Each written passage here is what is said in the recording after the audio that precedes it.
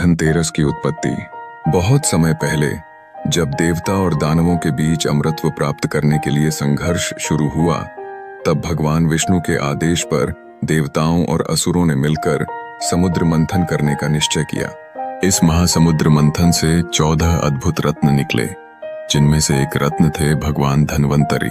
धन्वंतरी देव का जन्म कार्तिक माह की त्रयोदशी तिथि को हुआ था, इसलिए इस दिन को धन्वंतरी त्रयोदशी या धनतेरस कहा गया।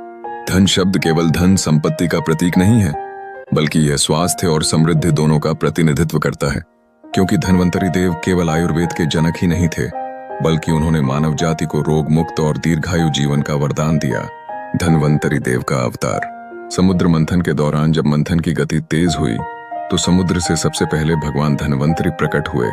वे 4 भुजाओं वाले, तेजोमय, सुनहरे आभा से युक्त थे। उनके एक हाथ में अमृत कलश, दूसरे में शंख, तीसरे में चक्र और चौथे में जड़ी बूटियों का आयुर्वेद ग्रंथ था। उनके प्रकट होते ही देवताओं ने हर्ष ध्वनि की, क्योंकि वे जानते थे कि अब अमरत्व प्राप्त होने वाला है।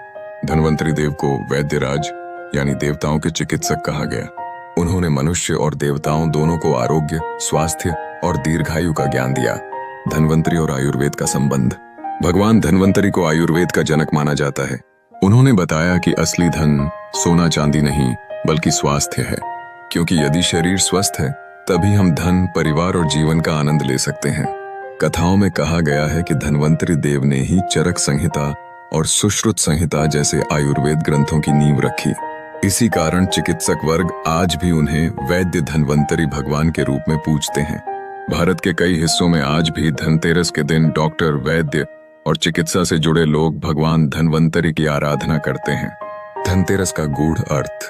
धनतेरस केवल खरीदारी या पूजन का दिन नहीं है, बल्कि ये दिन हमें यह याद दिलाता है कि स्वास्थ्य ही सबसे बड़ा धन है। Health is true wealth. इस दिन जो दीप जलाए जाते हैं, वो सिर्फ रोशनी नहीं, बल्कि शरीर और मन के अंधकार को मिटाने का प्रतीक है। धन्वंतरी देव हमें यह सिखाते हैं कि जीवन में सबसे बड़ा सुख है रोग मुक्त रहना, शांत मन रखना और परिवार के साथ समृद्ध रहना।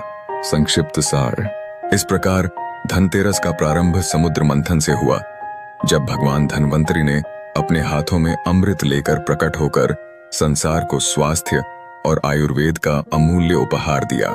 यही कारण है कि आज भी हम धनतेरस के दिन धन्वंतरी देव, मां लक्ष्मी और कुबेर जी की पूजा करते हैं, ताकि हमारे जीवन में धन के साथ साथ स्वास्थ्य और सौभाग्य भी बना रहे।